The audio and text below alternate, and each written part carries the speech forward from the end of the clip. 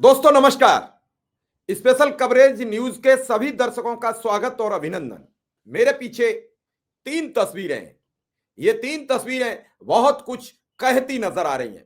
ये तीन तस्वीरें वो हैं जो कानून के दो जानकार हैं, तो एक हैं कानून के शिकंजे में फंसे हुए आजम खान के बेटे अब्दुल्ला आजम।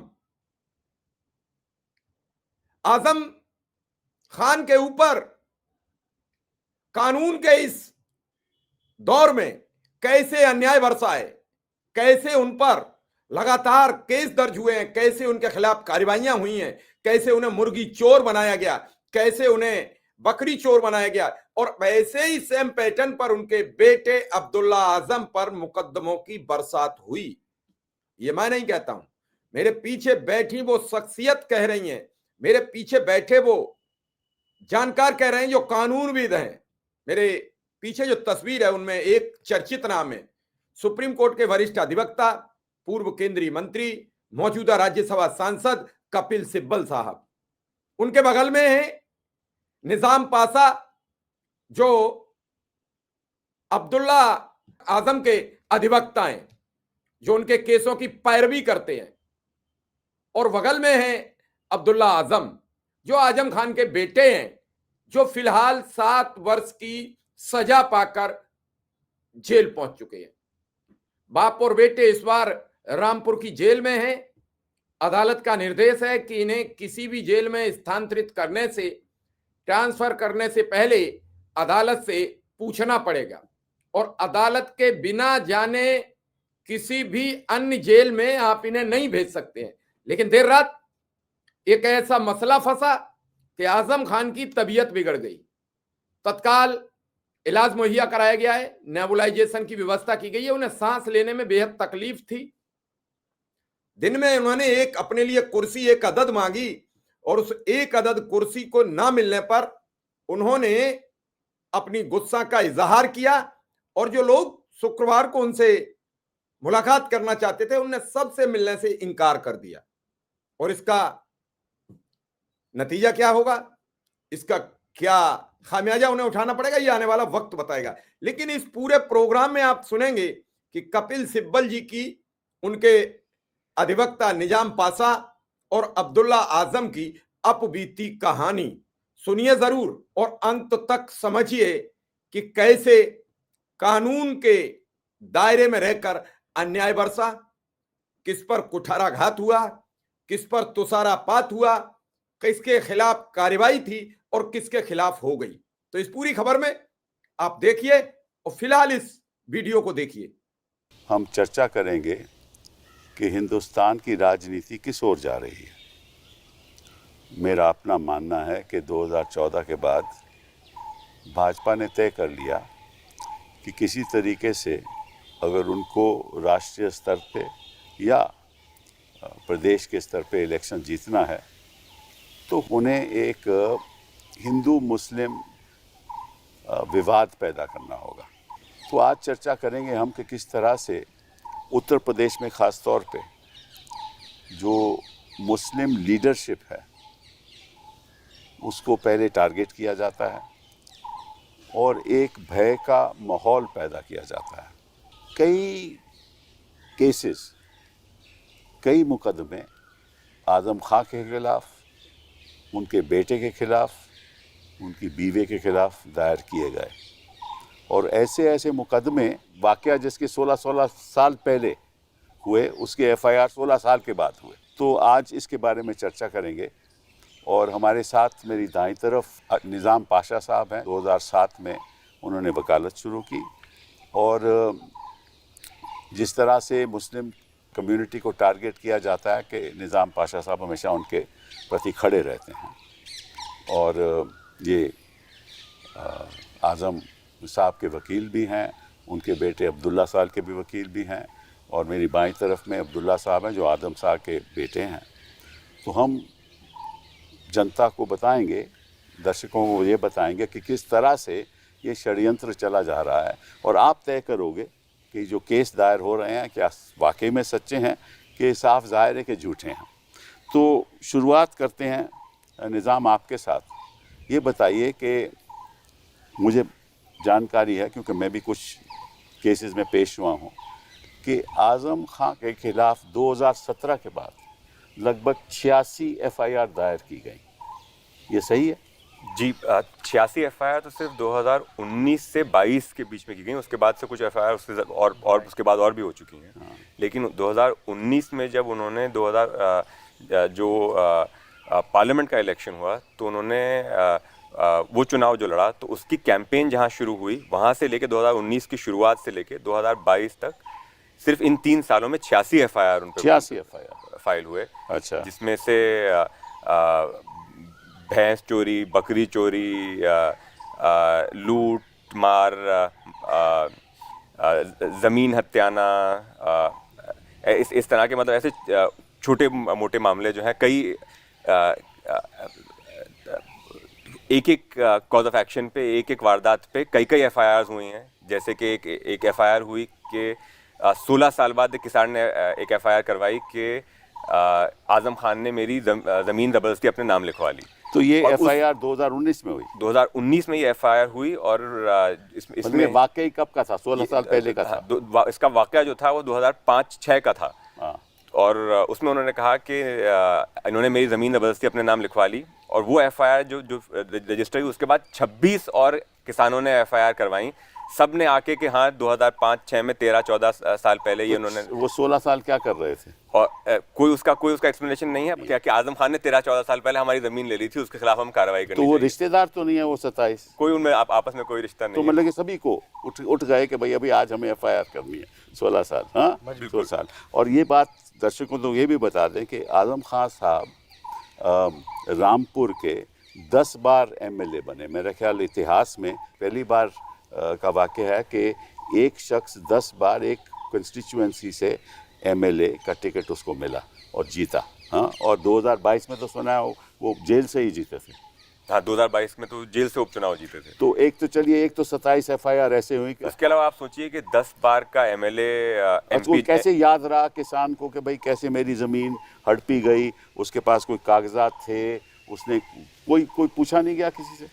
ये क्योंकि उन FIR की दरअसल कार्रवाई अभी चल रही है, तो उसमें अभी ट्रायल चल रहा है, तो उसका भी नतीजा कोई नहीं निकला। लेकिन FIR हो गई, FIR में उनकी गिरफ्तारी हो गई। और गिरफ्तारी के आपको FIR में कोई आरोप तो लगा होगा कि भैया इस दिन आए, ऐसा हुआ कि मेरे परिवार से साझा मेरी ज़मीन छीनी गई, और फिर मैंने किसी को कहा, मेरे किसी के पड़ोसी को कहा, या पुलिस में जाकर कहा, कोई पूछा नहीं गया किसी कोई वो जो पुलिस की तफ्तीश हुई, सब में चार्जशीट फाइल हो चुकी है। तो हालांकि ऐसी FIR में कायदा यह है कि पुलिस तफ्तीश करती है, और अगर उनको ऐसा ज्ञात हो कि इसमें FIR में कोई बुनियाद नहीं है तो वो चार्जशीट नहीं फाइल करते, फाइनल रिपोर्ट फाइल करते हैं। लेकिन पुलिस ने इन सब केसेस में चार्जशीट फाइल पहले तो शुरुआत होती है कि FIR दर्ज क्यों हुई। अगर मैं किसी के खिलाफ कोई गलत आरोप लगाऊं, झूठा आरोप लगाऊं, तो उसके आधार पे कोई FIR तो नहीं दर्ज होनी चाहिए ना। बिल्कुल। तो मतलब कि झूठे आरोप पे FIR दर्ज करनी, फिर उस पर तफ्तीश करनी, इसके पहले उसको गिरफ्तारी कर लेनी, हाँ, और चार्जशीट बाद में फाइल करनी, फिर आपको 27 बेलें लेनी है। 27 बेलें लेनी। तो ये दरअसल ये एक सिलसिला सा चल गया था कि एक केस में उनकी बेल होती थी, दूसरे केस में उनकी गिरफ्तारी हो जाती थी। अच्छा। तो इस तरह से वो लगभग 100 केसेस में उनकी बेल हुई। जब मामला सुप्रीम कोर्ट में आया, और फिर आपको याद होगा सुप्रीम कोर्ट में जिस दिन वो फाइनल हियरिंग में उनकी आखिरी बेल लगी थी, उस दिन एक नई FIR फाइल होती है कि आज उन्होंने जेलर को धमकी दी, और उस के लिए एक नई FIR होती है जेलर को धमकाने के लिए, और उसमें उनको गिरफ्तार कर लिया जाता है। जब सुप्रीम कोर्ट ने फाइनली उसमें इंटरवीन करके उनको आर्टिकल 32 में, आपको याद होगा, आपने बहस की थी, और उन्होंने उनको बेल दी। बस 24 केस ऐसे भी थे जो उन्होंने मतलब कि इलेक्शन स्पीचेस के दौरान, तो उनकी हर चुनावी जो स्पीच होती थी उसमें एक FIR होती थी, या तो दो संप्रदायों के बीच में विवाद पैदा करने की FIR, या किसी को धमकाने की FIR। तो हर उनकी चुनावी भाषण पे एक FIR वो कितने साल बाद? वो तो चुनाव जैसे जैसे उनका चुनावी प्रक्रिया चल रही थी, जैसे कैंपेन चल रहा था, तो साथ ही साथ उनके हर स्पीच के बाद एक FIR नहीं हो जाती थी। 24 FIR तो उनकी सिर्फ उनकी इलेक्शन स्पीच। मैं आपसे एक सवाल छोटा सा करना चाहता हूँ, क्योंकि आप दर्शकों को ये बताओ कि जब कोई चुनाव में कोई ऐसा बयान देता है, तो आपको मालूम है कि इलेक्शन कमीशन का वहाँ अधिकारी रहता है, और हर स्पीच में वीडियोग्राफी होती है, और अगर कोई ऐसा बयान हो तो निश्चित रूप से इलेक्शन कमीशन को खुद कार्रवाई करनी चाहिए। जी, उससे मुताल्लिक भी एक बल्कि मामला जो सुप्रीम कोर्ट में अभी लंबित है उसका भी आपको ज्ञान होगा, जिसमें जैसे आपने कहा कि वीडियोग्राफी होती है, तो उसमें एफआईआर में लिखा था कि इसकी वीडियोग्राफी हुई। वीडियोग्राफी का वीडियो कैसेट जो था वो मालखाने में दर्ज था। फिर जब ट्रायल में जब न्यायालय ने उसको मंगवाया और वो खोला गया तो उसमें ऑडियो कैसेट निकला। एक और उनके चुनाव के स्पीच का जो केस है, तो उसमें वो वीडियो कैसेट निकला।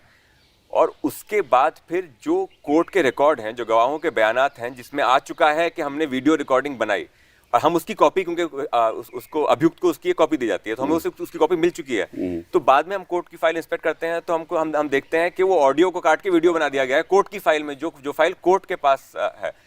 और हमारी जो कॉपी है उसमें ऑडियो लिखा हुआ है, उसमें वीडियो लिखा हुआ है, और जो कोर्ट की फाइल है उसमें काट के उसको कोर्ट के रिकॉर्ड में भी कुछ दखलंदाजी हुई। तो कोर्ट के रिकॉर्ड, तो उसके लिए हमने ट्रांसफर पिटीशन बल्कि फाइल की है जो अभी सुप्रीम कोर्ट में लंबित है। चलिए इसको छोड़िए, चलिए अब आगे हम बात करेंगे। अब्दुल्ला साहब, आप तो स्वार कंस्टिट्यूएंसी 2 बार जीते हैं। जी, 2 बार। हाँ, एक 2019 में, 2017 में और 2022 में, ठीक है, 2 बार जीते। और दोनों बार डिस्क्वालीफाई हो गया। दोनों बार डिस्क्वालीफाई हो गए। और भाई आपके खिलाफ उन बेचारों उनको क्या मामला है आपके खिलाफ? देखिए, मेरे खिलाफ कोई मामला नहीं है। मेरी पहली मेंबरशिप जिस इल्ज़ाम के लिए खारिज की गई वो ये था कि मैंने उम्र गलत बताकर चुनाव लड़ा और मेरी एज 25 साल नहीं थी।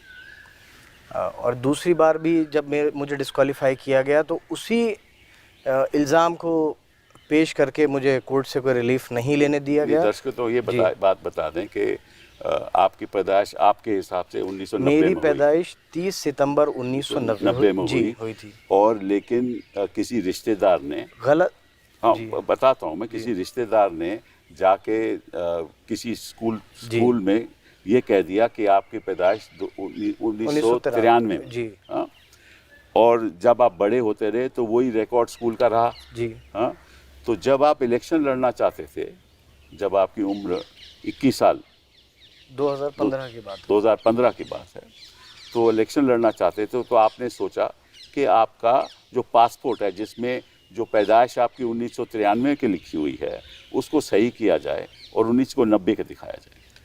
जब मैंने ये करेक्शंस कराए हैं तब इलेक्शन होने में करीबन 2.5 साल बाकी थे। अच्छा। मेरा इंटेंशन ये नहीं था कि मुझे चुनाव लड़ना है इसलिए ठीक करा।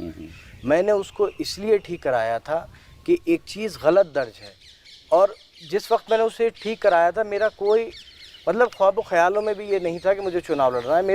मैं इंजीनियर हूँ। मैंने तो आपने पहले क्यों नहीं ठीक कराया? ये सवाल उठता है। ये गलती मतलब ये मैं आपके उस दिन से लेकर आज तक हर रोज़ मैं इस बात के लिए अफसोस करता हूँ कि मैंने ये सच क्यों बोला। काश मैं ये सच न बोलता और जो गलत जन्मतिथि चल रही थी मैं उसे ही चलने देता, तो शायद न मैंने जेल काटी होती, न मेरी बीमार माँ ने जेल काटी होती, न मेरे वालिद जेल में होते, न मैंने 2 बार मेरी मेंबरशिप छीनी गई होती। मेरा गुनाह बस इतना है। और मैं आपसे, आप हर चीज़ जानते हैं, आपने बहुत मजबूती से हमेशा हम कमज़ोरों की आवाज़ को उठाया भी है।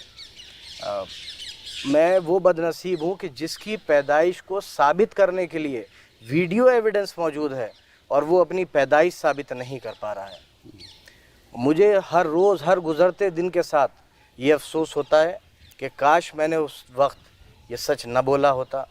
और मैंने ये सच सिर्फ इसलिए बोला था कि अगर मेरी कल को सरकारी नौकरी रही, क्योंकि मेरा वही था, मैं इंजीनियरिंग की थी मैंने, कि कल को लोग ये ना कहें कि आज़म खान ने अपने बेटे की उम्र 3 साल बढ़वा के सिर्फ इसलिए लिखवा दी थी ताकि वो सरकारी नौकरी लंबी कर सके। क्योंकि देखिए, मेरे वालिद सियासत में है और बड़ा नाम है, मुझे फ़ख्र है अपने वालिद पर।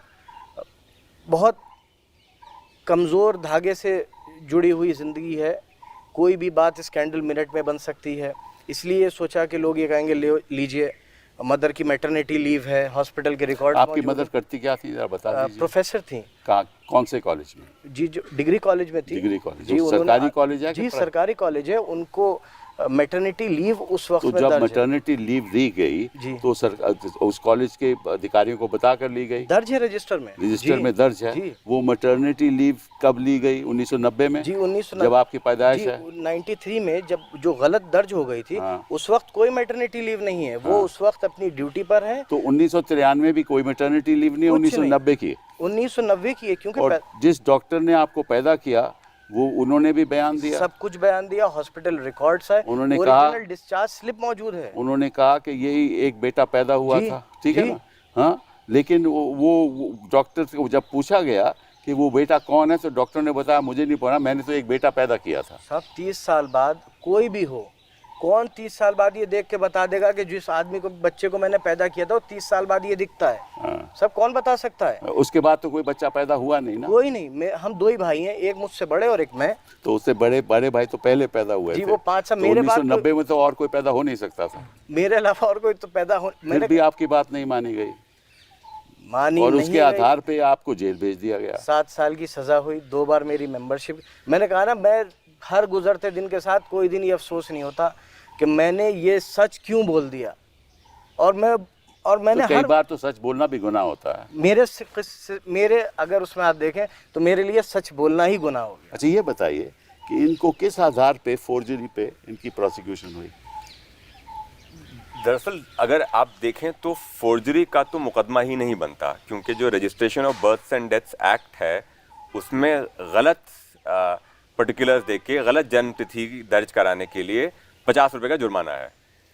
लेकिन और ये किसी का केस नहीं था कि अब्दुल्ला आजम खान ने या आजम खान ने इनका बर्थ सर्टिफिकेट फोर्ज किया, लेकिन उसमें जो चार्ज लगाया गया वो फोर्जरी का लगाया गया। हालांकि केस ये है कि आपने गलत जन्म तिथि दी और म्युनिसिपैलिटी ने आपको गलत सर्टिफिकेट इशू फोर्स किया। तो कोई कर ही नहीं सकता। जो पासपोर्ट ऑफिसर है वही दस्तखत करता है ना कि भाई इनकी जन्म तिथि ये थी। तो जो फोर्जरी तो हो ही नहीं सकती। तो जो registrar of birth and death है, इन दिस केस जो म्युनिसिपल कॉर्पोरेशन है, उसने बर्थ सर्टिफिकेट इशू किया और उनका भी यही केस है कि हमने उनको गलत पर्टिकुलर्स दिए और उन्होंने हमको सर्टिफिकेट इशू किया। फोर्जरी फिर भी नहीं हो सकती। फोर्जरी तो तब होती है अगर मैं घर बैठ के कंप्यूटर पे एक सर्टिफिकेट बना लूं, तो वो होगी फोर्जरी।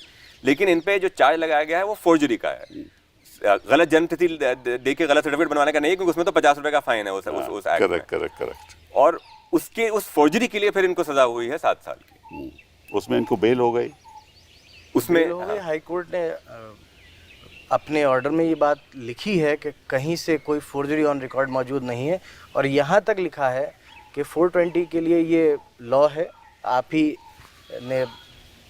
गए थे हमारे लिए कि 420 के लिए है कि there should be a person deceived, कोई विक्टिम होना चाहिए। उसमें कोई विक्टिम ही नहीं है, और जिस व्यक्ति ने एफआईआर कराई है उसने किस कैपेसिटी में एफआईआर तो आपकी सस्पेंशन जो सजा है वो सस्पेंशन हो गई, लेकिन कन्विक्शन अभी स्टे नहीं हुआ है। अभी आजम साहब का तो कन्विक्शन जब तक कन्विक्शन स्टे होगा निश्चित रूप से आप चुनाव नहीं लड़ सकते। देखिए, ये सब हुआ तो इसीलिए है कि पहले उन्होंने एक बार मेंबरशिप इलेक्शन पिटीशन के जरिए ली, उसके बाद उन्होंने जेल भेज दिया, जेल से निकला, आजम साहब इलेक्शन जेल से जीते, मैं बाहर निकल के जीता।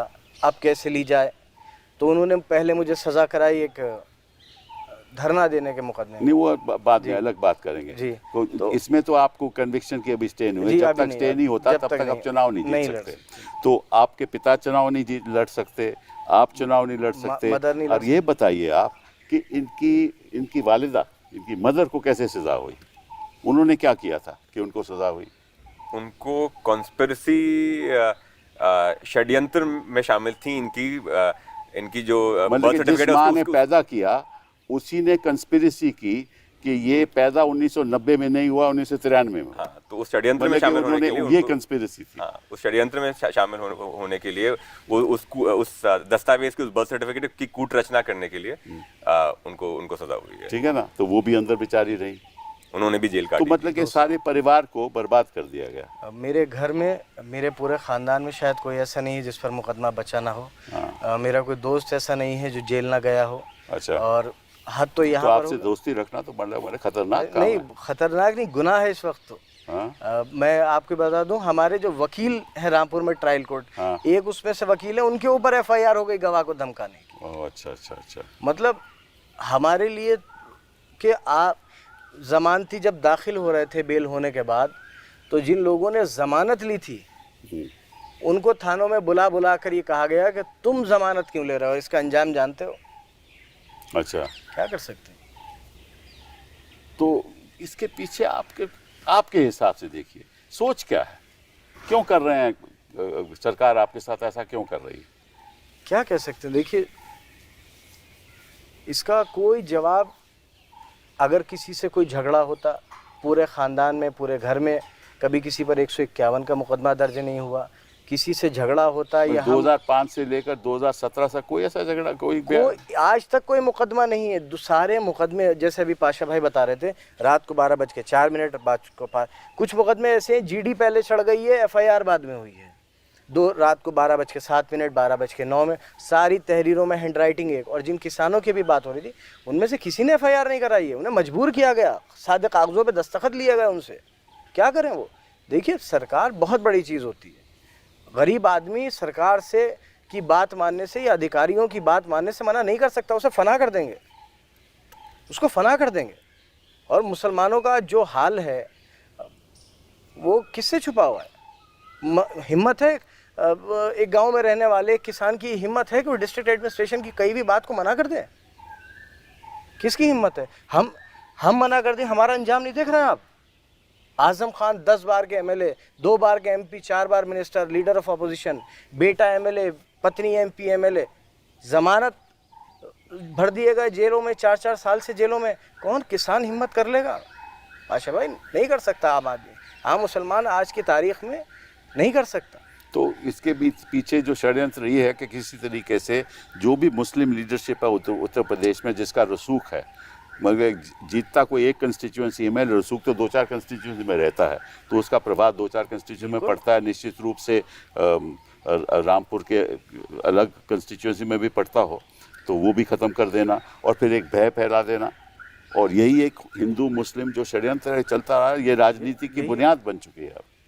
तो ये बताइए कि चलिए ये मुकदमा तो छोड़ दीजिए, ये जो फोर्जरी का मुकदमा है, और कौन से ऐसे मुकदमे हैं जिनमें इनको और आजम खान को किया गया? एक मुकदमा तो था कि उन्होंने म्यूनिसिपल कॉर्पोरेशन की सड़क पे झाड़ू लगाने की मशीनें ये तो बड़ा दिलचस्प मुकदमा है, जरा बताइए।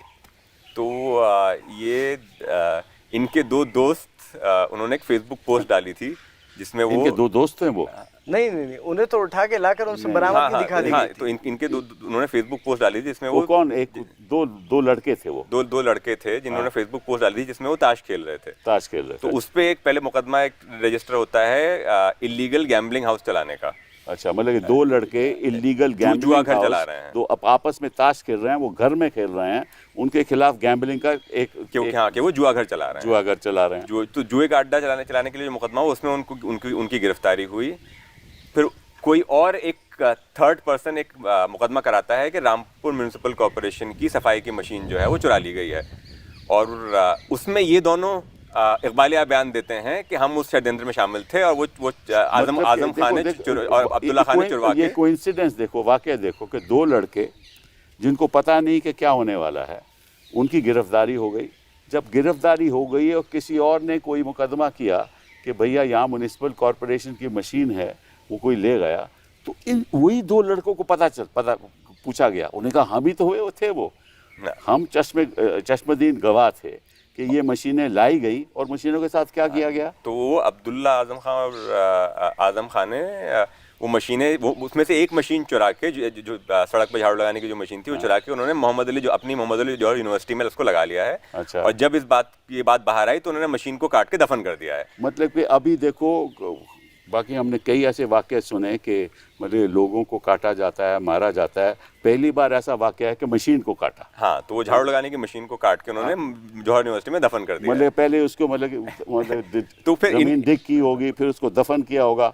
तो फिर इन दोनों के साथ पुलिस जाती है जौहर यूनिवर्सिटी, वहाँ पे खुदाई करती है, वहाँ पे उसको मशीन बरामद होती है। हाँ भाई, मशीन बरामद होती है। तो जिसके टायरों में हवा भी पूरी भरी हुई है। और उसके एक नहीं आपकी बात जरा सी कट रही है। उन्हें जिस मुकदमे में गिरफ्तार किया गया था उसमें सज़ा सिर्फ 3 महीने की थी। उन्होंने कोर्ट में सरेंडर डाला बेल के लिए, तो पुलिस ने रिपोर्ट नहीं लगाई। उसके बाद पुलिस उन्हें किसी और शहर से अरेस्ट करके लाई, और उस वक्त के जो तत्कालीन एडिशनल एसपी थे, जब उनसे लोग मिलने गए तो उन्होंने टीवी पर ये इंटरव्यू दिया कि हम पत्ते खेलने के मुकदमे में उन्हें गिरफ्तार करके लाए हैं और इसके अलावा हम उन पर कोई और मुकदमा नहीं है। ये इंटरव्यू दिया संसार सिंह, उस वक्त एडिशनल एसपी थे रामपुर के, उन्होंने। उसकी वीडियो आज भी मौजूद है। उसके बाद भाजपा के एक हैं साहब, मैं नाम नहीं लूँगा उनका, उन्होंने FIR कराई। उसके बाद इन लोगों को वहाँ यूनिवर्सिटी में ले जाया गया और पूरी यूनिवर्सिटी को कॉर्डन कर लिया पुलिस ने, स्टूडेंट्स को निकाल दिया, टीचर्स को निकाल दिया, चारों तरफ से यूनिवर्सिटी घेर ली गई, बंद कर दी गई और उन लोगों से कहा कि ऐसे हाथ उठाओ और उधर उंगली करो। और उससे एक मशीन प्रकट हुई जिसके टायरों में 7 साल पहले दफन हुई मशीन। भैया आजकल हिंदुस्तान में छोटे मोटे टायर तो ना बनते हैं जी। और उनके मर गए। और आपको याद होगा बाइक्स पे जैसे शॉकर होते हैं जिन पे क्रोम होता है, धूल नाम की चीज नहीं। ये कहा कि साहब नगर पालिका की मशीन चोरी। नगर पालिका ने क्या कहा? नगर पालिका ने प्रेस रिलीज दी कि हमने 5 मशीनें खरीदी थी, 5 मशीनें हमारे पास माखाने में मौजूद हैं। अरे वाह।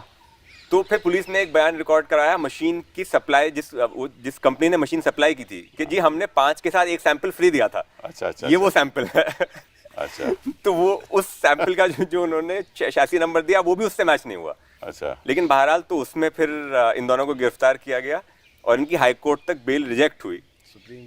फिर सुप्रीम कोर्ट से आपको याद होगा कि इनकी बेल हुई है। ये तो बड़ी दिलचस्प कहानियां। मेरे ख्याल हिंदुस्तान के अगर इतिहास लिखा जाए क्रिमिनल लॉ पे तो ऐसा लगेगा कि भाई हमारा सिस्टम कितना एफिशिएंट है, और जो मशीन वाले बनाने वाले हैं कितनी मजबूत मशीन बनाते हैं कि जो टायर है उसकी भी हवा 5-7 साल रहती है, नहीं निकलती। ये तो मतलब कि राजनीतिक लीडरान की हवा निकाल देते हैं लेकिन टायर की हवा नहीं निकलती।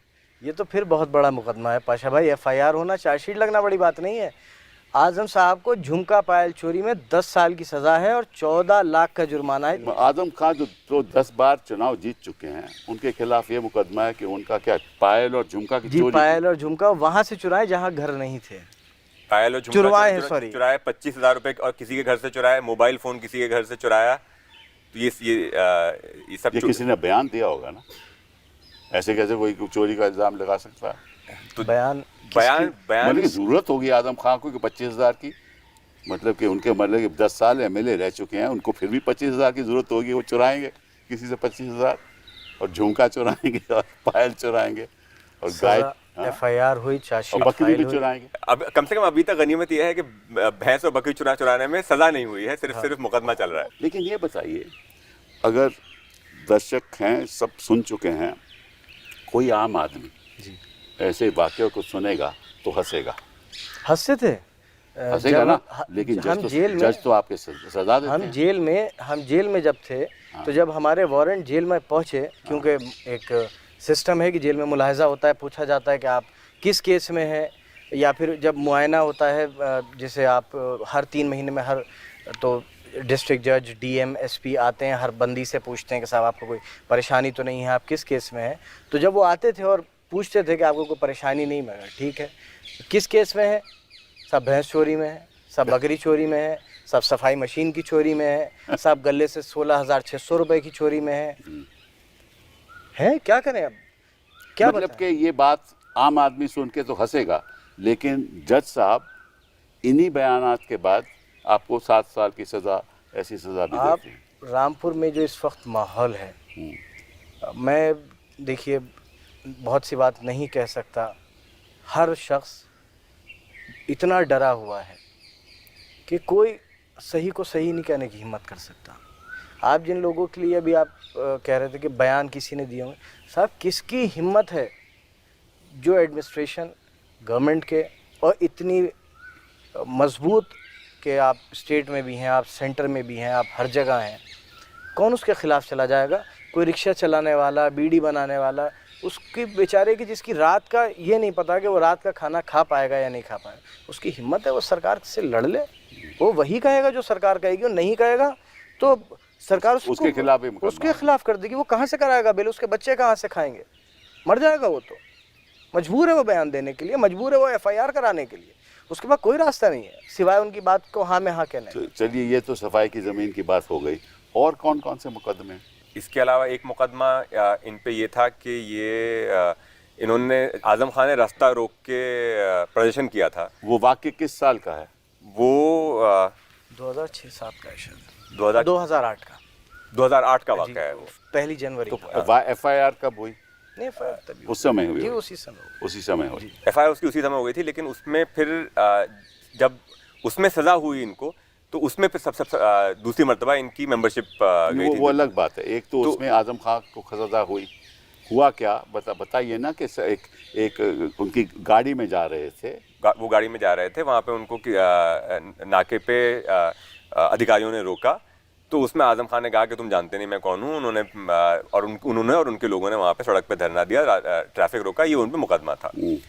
उस वक्त क्योंकि अब दो जन्मतिथियां हम जिक्र कर चुके हैं, एक 1990, एक 1993। तो एक के हिसाब से अब्दुल्ला खान 15 साल के थे, दूसरे के हिसाब से भी अब्दुल्ला खान 17 साल के थे। आप उसके साथ थे उस समय, जी, उस मैं गाड़ी में आप साथ बैठे जी। हुए थे। उस समय आप मेजर नहीं थे, नहीं आप माइनर थे। जी, मैं ठीक है। दोनों सूरतों से माइनर था। हाँ, मतलब अगर देखा जाए कि आपकी पैदाइश 1990 है या तब भी आप माइनर थे, 93 है तब भी आप माइनर थे, तो आपके खिलाफ तो मुकदमा हो ही नहीं सकता था। मुकदमा हुआ, सजा हमारे साथ कुछ भी हो सकता है। नहीं, हो तो सकता है, लेकिन मुकदमा हम हुआ, तो कानून सजा की हुई। बात कर रहे हैं ना। नहीं, हमारे साथ कुछ भी हो सकता है। अच्छा। मुकदमा हुआ, हमारे सजा साथ हुई, मुकदमा भी हो सकता है, सजा भी हो सकती है। मेंबरशिप माइनर गई। को मेंबरशिप के लिए गई, और मैं हर दरवाजे पर अपनी लेकर के दरख्वास्त के मैं जुवेनाइल हूँ। लेकिन मैं बहुत ज़िम्मेदारी से इस बात को कह रहा हूँ कि दुश्मनी में, चलिए हमारी दुश्मनी में आप गलत इल्ज़ाम लगा दें, लेकिन इस देश की सबसे बड़ी अदालतों में जाकर मुखालिफों ने अदालतों को गुमराह करने का काम किया। सिर्फ हमारी नफ़रत में अदालतों में गलत आर्गूमेंट्स दिए। तो उस समय ये माइनर थे। उस समय माइनर थे, तो माइनर होने के बावजूद इन पे मुकदमा चला, जो कि एक जुवेनाइल पे नहीं चल सकता, जो एक माइनर पे नहीं चलता। इन पे मुकदमा चला, इनको सजा हुई और इनकी मेंबरशिप गई। 7 लोग बरी हुए, सिर्फ 2 को सजा हुई। जी, सिर्फ इनको और आजम खान को सजा हुई। पर इनका क्या रोल हो सकता है कुछ धरने में? तो ये तो बेचारे माइनर थे, क्या रोल करेंगे उसमें? लेकिन ये माइनर थे, वो बात तो फिर फाइनली सुप्रीम कोर्ट में आके हमने एप्लीकेशन लगाई। फिर भी बट 120B का ही मुकदमा होगा ना, क्योंकि इनको डायरेक्टली तो कोई मुकदमा हो नहीं सकता। नहीं, क्योंकि ये वहाँ मौजूद थे, तो इसमें उस प्रदर्शन में शामिल होने का उन पे मुकदमा था। प्रदर्शन में शामिल हो था, मतलब ये भी कहते हैं कि ये भी सड़क पर धरना दे रहे सिर्फ 2 ही लोग शामिल थे, बाकी सब बरी हो गए। तो सिर्फ 2 लोगों को उसमें सजा हैं हुई ना। बाकी तो 2 ही लोग ने तो धरना नहीं दे रहे होंगे ना, बाकी लोग भी तो होंगे ना, तो बाकी बरी हो गए, बाकी सब बरी हो गए। इनको सजा दे दी गई। तो वो भी अभी तक उसका भी कोई फैसला नहीं हुआ। फिर वो सुप्रीम कोर्ट तक आया, सुप्रीम कोर्ट में हमने फिर नहीं, वो तो क्या आपको सस्पेंशन ऑफ सेंटेंस जी, मिला है जी, उसमें, जी। लेकिन कन्विक्शन तो रही है। जी, हाँ, जी। तो उसका मामला भी बाद में सुना दिया जाएगा। जी। तो मतलब कि अगर आप सोचें कि ऐसे केसेस में एक टारगेट किया जाए किसी भी लीडर को, मुस्लिम लीडर को, उसके परिवार की सारा फ्यूचर बर्बाद कर दिया जाए और कोर्ट भी कुछ ना करे, सालों साल लग जाए। क्यों आज अब 2025 में है ना, ये वाकई तो आप कह रहे हैं कि FIR तो 2019 से शुरू 2008 की। हो, जी, अब ये केसेस तो 2019 से शुरू हुए ना, मतलब कि आपको एज इट इज़ 6 साल हो चुके हैं और इसमें आपको कोई राहत नहीं मिली, कोई राहत नहीं। नंबर ऑफ केसेस हैं अभी तो और कई केसेस हैं, एक पे सजा होगी तो दूसरा केस हो जाएगा, दूसरे जेल में जब हम थे, एक में बेल होती थी, हाँ, दूसरे में किसी 8 साल पुराने मामले में नाम बढ़ा दिए। आजम खान साहब पर अभी एक 19 साल पहले FR लगा, पुलिस ने फाइनल रिपोर्ट लगाती थी, उस पर दोबारा इन्वेस्टिगेशन होने गई है। मतलब एक बार कह दिया, क्लोज कर दिया मुकदमा, जी, उस केस में कुछ नहीं है, दोबारा उसकी इन्वेस्टिगेशन हो रही है, ताकि किसी तरीके से अगले चुनाव तक, जो अभी उत्तर प्रदेश में चुनाव 2027 में आने वाला है ना, तो इस 6 साल में से करीब 4 साल आजम खान जेल में रहे हैं और अब्दुल्ला खान 3.5 साल अब्दुल्ला खान जेल में रहे हैं इन सालों में से। और बाहर सिर्फ, जैसे आपको याद होगा, सिर्फ क्योंकि सुप्रीम कोर्ट ने ऑर्डर किया था आर्टिकल 32 में, जो कि बहुत ही ज़्यादा एक गैर मामूली ऑर्डर था, जिसमें उन्होंने कहा कि ये अजीब इत्तेफाक है कि आज उनकी आखिरी बेल जब हमारे सामने लगी है, तो आज सुबह 3 बजे एक FIR हमको बताया जा रहा है हुई है, जिसमें कि उन्होंने जेलर को धमकी दी। उसमें पुराने मुकदमे नाम बढ़ा दिया और 6 महीने तक बेल ऑर्डर रिजर्व था, तब सुप्रीम कोर्ट ने ऑर्डर किया था। जी, क्योंकि ऐसा बात उस केस में मैंने जो मुझे जानकारी है कि एक बार बहस हो चुकी थी जी, दिसंबर में बहस हो चुकी थी जी, और उसका ऑर्डर रिजर्व था। फिर वो 3-4-5 महीने बाद दोबारा जब केस लगा तो उन्होंने कहा कि भाई हम इसको दोबारा सुनवाई करेंगे। उसके बाद आप लोग सुप्रीम कोर्ट आए और फिर सुप्रीम कोर्ट ने ये फैसला, सुप्रीम कोर्ट ने हाई कोर्ट को डायरेक्शन दिया कि आप इसको सुनिए और फैसला दीजिए। उसमें हाई कोर्ट का फैसला आया, जिसमें हमने अपील लगाई। वो अपील सुप्रीम कोर्ट में उसका जवाब तलब हुआ, जवाब आया। जिस दिन बहस पे लगा और लग रहा था कि आज अगर बहस हो जाए तो इसमें बेल हो सकती है, तो उस दिन सुबह को 3 बजे उन पे एक और मुकदमा हुआ, जिसमें उनको गिरफ्तार कर लिया गया कि उन्होंने जेलर को धमकी दी। तो जिसमें सुप्रीम कोर्ट ने उनको जो मुकदमा लगा हुआ था उसमें बेल दी और आर्टिकल 32 में सुप्रीम कोर्ट ने ये ऑर्डर किया कि बहुत ही अजीबोगरीब बात है कि जिस दिन हम ये केस सुनने बैठे हैं उस दिन सुबह को 3 बजे ये मैं आपको पढ़ देता हूं कि उसका फैसला ये है कि para 22 of that order says the last of such bail order has been passed on the 10th of May 2022 by the learned single judge of the Allahabad High Court after a gap of so many months from the date of reserving the order of 4th December 2021. Insofar as the contention that the petitioner threatened the IO is concerned, we may only observe that it appears to be a matter of sheer coincidence that the General Dari GD entry with regard to said threats is registered on the 17th of May 2022 at 3.04 hours, the date on which the present proceedings were to come up for hearing and were heard. We therefore do not find it necessary to make any further comments thereon. साफ जाहिर है कि ये target हो रहे हैं आप लोग और ये भाजपा की एक राजनीति का बुनियाद है जिस आधार पे वो सोचते हैं कि हम कोई भी चुनाव जीत सकते हैं और ये केवल आप ही की ताकत नहीं होए, कोई भी हिंदुस्तान का जो मुस्लिम लीडर होगा, ख़ास तौर पे उत्तर प्रदेश में देखता हूँ, उसको टारगेट किया जा रहा है और इसका इलाज क्या है ये मैं नहीं जानता, क्या होना चाहिए ये मैं नहीं जानता, लेकिन मैं समझता हूँ कि ये संविधान की धज्जियाँ उड़ाई जा रही हैं और अगर हमारी कानून की व्यवस्था ऐसी ही रही और अगर हमारे जो न्यायाधीश बैठे हैं, ख़ास तौर पे जो सेशन कोर्ट ट्रायल कोर्ट में बैठे हैं, वो अगर राहत नहीं देंगे तो लोगों की ज़िंदगी बर्बाद हो जाएगी। आप सोचते हो कि कोई इसका नतीजा निकल सकता है, कोई सल्यूशन है आपके पास कि क्या होना चाहिए क्या नहीं होना चाहिए? या तो सुप्रीम कोर्ट ये ऐसे सारे केस प्रदेश के बाहर ट्रांसफ़र करे, वो भी सुप्रीम कोर्ट नहीं करती, तो क्या होना चाहिए? तो मैंने पहले भी कहा था कि मुझे तो बहुत ये लगता है कि ये एक लोकतंत्र के लिए, एक प्रजातंत्र के लिए एक बहुत ज़्यादा चिंता का विषय है कि सत्ता बदलने के साथ साथ उसके विपक्ष के नेता जेल में भर दिए जाएं। तो इसलिए हमने सुप्रीम कोर्ट में ट्रांसफ़र पिटिशन पहले एक लगाई थी कि इनके आज़म खां के केसेस उत्तर प्रदेश से बाहर ट्रांसफ़र किए जाएं, जो सुप्रीम कोर्ट ने एंटरटेन नहीं की। और एक केस के सिलसिले में ये पिटिशन है जिसमें मैंने बताया कि कोर्ट का रिकॉर्ड जो है, जो कोर्ट की फाइल में अगर उसमें इंटरपोलेशन किया जा रहा है, तो हमने कहा कि हम चाहते हैं कि ये मुकदमा न सिर्फ उस कोर्ट से बल्कि इस प्रदेश से बाहर ट्रांसफ़र किया जाए। लेकिन हाँ, विपक्ष के या राजनीतिक नेताओं के मामला न सिर्फ एमपी एमएलए कोर्ट में बल्कि बाहर की स्टेट के एमपी एमएलए कोर्ट में सुने जाएं। मेरे ख्याल से ये इसका एक कुछ हद तक उसका सोल्यूशन हो सकता है। लेकिन किसी भी प्रदेश की जो पुलिस है, अगर उसकी सांठ-गांठ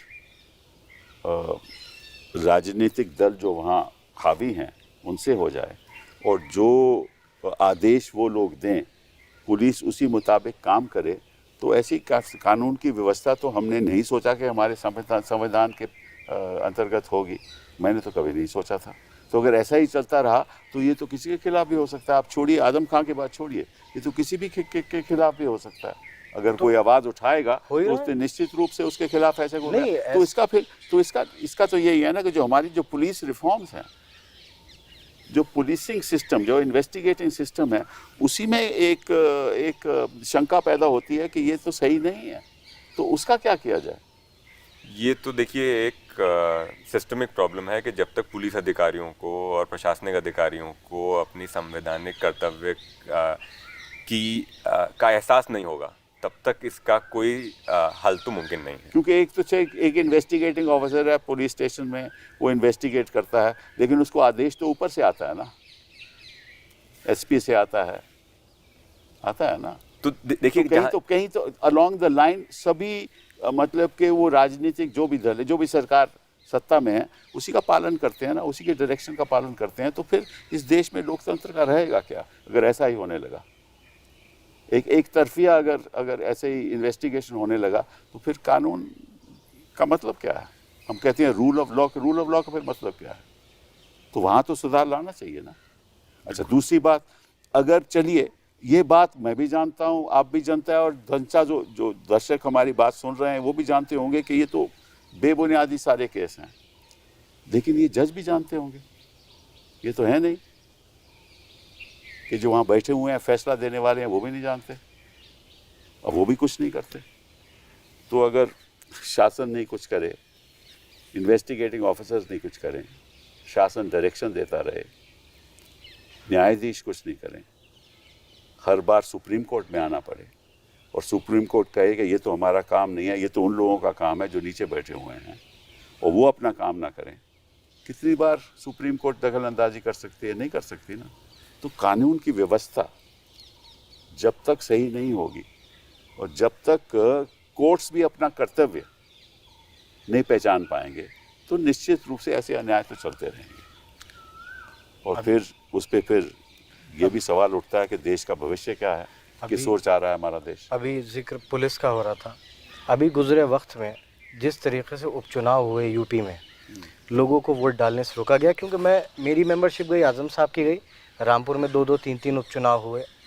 रामपुर में आपके टाइम में कितने वोट पड़ते थे? कितना परसेंटेज वोट पड़ता था? नहीं, वोट परसेंटेज 60 पड़ता, 60-65। शहर में अगर हम उसकी परसेंटेज को कुछ कम भी मान लें तो ऐसा नहीं था कि कभी लोग अपने वोट का इस्तेमाल करने गए और पुलिस ने रोक दिया। हजारियों वीडियो आई, मीरापुर के उपचुनाव से आई, कुंदरकी के उपचुनाव से आई, रामपुर के उपचुनाव से आई कि लोगों को पुलिस ने वोट नहीं डालने दिया। उनको जिसके परसेंटेज कम हो गई मतलब? ना, वोट फिर भी भरपूर पड़े। अच्छा, लोग वोट डालने पहुंचे हो ना पहुंचे हो। हाँ। पोलिंग परसेंटेज, आप मिल्कीपुर का भी अभी उपचुनाव हुआ है तो लोगों की ये शिकायत आई, क्योंकि मैं तो जेल में था, जितनी टीवी पर रिपोर्टिंग हो रही थी उसी से जितना समझ आया कि लोग ये शिकायत कर रहे थे कि हमें वोट नहीं डालने दिया जा रहा, लेकिन पोलिंग परसेंटेज बढ़ी। उसके बाद भी पोलिंग परसेंटेज बढ़ी। ये कैसे हुआ? कुछ भी हो सकता है इस वक्त। पहले मुझे याद कुछ भी नहीं, खुल के बोलिए। नहीं, मैं खुल के बोलूँगा, एक FIR और तैयार खड़ी होगी मेरे खिलाफ। मैं मिल्कीपुर में मैंने सुना है कि समाजवादी पार्टी में लगभग 100 एप्लीकेशंस कमीशन को दी, इलेक्शन कमीशन को, कि ये यहाँ मिल्कीपुर में हो रहा है, लेकिन इलेक्शन कमीशन ने उसको सुना तक नहीं। हमारे यहाँ एक है अधिकारी, सरकार के बहुत पसंदीदा अधिकारी हैं। 8 चुनाव वो रामपुर में करा चुके हैं। कभी ज़िले का प्रभार उनके पास था, आज मंडल का प्रभार उनके पास है। पहले अपने बचपन से हम चुनाव देखते आ रहे हैं, अगर एक इल्ज़ाम लग जाता था कि सब फला SHO ये इस पार्टी का है तो शायद शाम नहीं हो पाती थी, चुनाव आयोग उसका ट्रांसफ़र ऑर्डर भेज देता था। पिछले 7 सालों से शायद कोई पार्टी बाकी नहीं बची, कोई नेता बाकी नहीं बचा, कोई उम्मीदवार बाकी नहीं बचा जिसने चुनाव आयोग से जाकर मिलकर एप्लीकेशन देकर ये ना कहा हो कि साहब इन्हें हटा दीजिए, ये चुनाव को प्रभावित करते हैं, ये बेईमानी कराते हैं, लेकिन नहीं हटाया। 8 चुनाव करा चुके हैं वो पूरे। जब रामपुर का प्रभार उनके पास रहा तब जिलाधिकारी रहते हुए, और अब मंडल का प्रभार होने के बाद। अच्छा, ये बताइए कि आपके पिताजी तो जी एक यूनिवर्सिटी भी चलाते थे? चलाते हैं, मतलब उसका क्या नाम है? मोहम्मद अली जौहर विश्वविद्यालय। जौहर विश्वविद्यालय यूनिवर्सिटी। कब तक से, मतलब शुरू स्कूल से करते हैं वो, पहली जमात से, या जो देखिए हम स्कूल भी तो है ना वहाँ? जी, स्कूल हैं, और ऐसे स्कूल्स हैं कि मैं मतलब थे, अब है नहीं कह सकता। तो कह रहा हूँ ना, अब तो थे। उसमें 400 रुपये में बच्चों को अच्छी CBSE की एजुकेशन दिया करते थे। फिर भी अभी जितना बचा है उसको संभाल कर चला रहे हैं। उसके अलावा यूनिवर्सिटी में जितने कोर्सेज रन कर सकते थे, क्योंकि एक वक्त था, मुझे याद है बचपन में, कि रामपुर उत्तर प्रदेश का नहीं बल्कि हिंदुस्तान का सबसे ज़्यादा एजुकेशनली बैकवर्ड इलाका था। तब मेरे वालिद ने वो एक शेर सुनाया करते थे मुझे कि चश्मे सैयद नगरा है कि उठे शायद कोई दीवाना अलीगढ़ के बयाबानों से। और उनका एक ख्वाब था ये, पहले उन्होंने कोशिश करी थी कि रामपुर में एक सरकारी विश्वविद्यालय बन जाए, लेकिन वो किन्हीं कारणों से नहीं बन सका। उन्होंने हिम्मत करी, कोई हम बहुत पैसे वाले नहीं हैं, उन्होंने अपना दामन फैलाकर लोगों से मांग कर, सरकार से, जिस किसी के आगे वो झोली फैला सकते थे, झोली फैलाकर उस यूनिवर्सिटी को बनाया। और मैं आज, क्योंकि आपके जेल से निकलने के बाद मैं कहीं पर मीडिया से इंटरेक्शन नहीं हुआ, लेकिन आज आपके सामने मैं सबसे ये बात कहना चाहता हूँ, हर किसी को मरना है, मौत का नाम गाली नहीं है जिसे कहावत में कहा जाता है, और हर किसी को मर के अपने मालिक के सामने जाना है। मैं, मेरे वालिद, मेरी माँ या मेरे ख़ानदान में से अगर किसी ने कभी एक नन्ही पाई उस यूनिवर्सिटी से फ़ायदा लिया हो, एक नन्ही पाई का कोई भी बेनिफिट, एक टेलीफोन कॉल भी किया हो मेरे पूरे ख़ानदान में किसी ने, तो मैं अपने अल्लाह के आगे उसका गुनहगार हूँ। और वो हराम है मेरे लिए। मेरे वालिद ने वो यूनिवर्सिटी सिर्फ इसलिए बनाई थी, इस कौम में से आने वाला हर इंसान पंचर न जोड़े, ठेला न चलाए, वो भी इंजीनियर बने, डॉक्टर बने, पायलट बने। बस उनकी ये सोच, मैं ये कहता हूँ उनकी ये सोच उनके लिए एक आत्मघाती सोच बन गई। आज उनके ऊपर जो भी परेशानियाँ हैं, शायद उनका ये जज्बा अपने लोगों को पढ़ाने का, और वो हमेशा ये कहते हैं, जब यूनिवर्सिटी का उद्घाटन हुआ तो उसको करने वाले अखिलेश यादव साहब थे, जब शिलान्यास हुआ तो मुलायम सिंह जी थे। और पढ़ने वाले और पढ़ाने वाले, ये नहीं है कि विश्वविद्यालय का नाम मोहम्मद अली जौहर यूनिवर्सिटी है तो उसमें पढ़ने वाले या पढ़ाने वाले सिर्फ मुसलमान हैं, वो तो सबकी है। देखिए, मुझे नहीं पढ़ना उसमें, मेरे वालिद को नहीं पढ़ना, मेरे भाई को नहीं पढ़ना, मेरी माँ को नहीं पढ़ना, और हम हमेशा नहीं रहेंगे, सबको मरना है, आज नहीं कल। वो एक नेशनल एसेट है, वो लोगों ही के काम आएगा। तो इन्होंने प्रयास किया उसको बंद करवाया जाए। उस यूनिवर्सिटी की तबाही और बर्बादी की कोई साजिश ऐसी नहीं है जो बाकी छोड़ दी।